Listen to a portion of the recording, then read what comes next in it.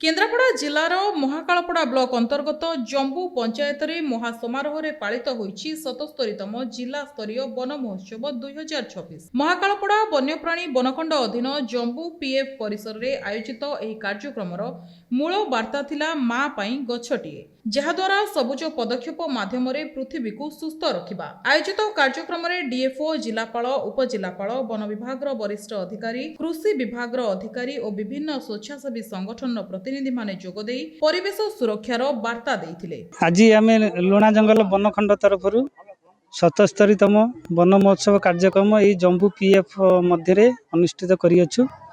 एथिरे हमर मान्यवर कलेक्टर सार, सब कलेक्टर सार, चीफ डिस्ट्रिक्ट एग्रीकल्चर ऑफिसर सार एवं महाकालपड़ा एमएलए प्रतिनिधि लोकल सरपंच ता सहित आमर डीएफओ सार उपस्थित थिले। यही परिप्रेक्षी रे समस्तंकर गोटे वार्ता रहिला, समस्ते गोटे गोटे गछ लगांतु, जीवन एवं परिवेश को सुंदर एवं सरस करंतु। एही अवसर रे आखपाख अंचलर छात्र छात्री महिला बुद्धिजीवी और साधारण लोकंकु चारा बंटन करा जायतिला।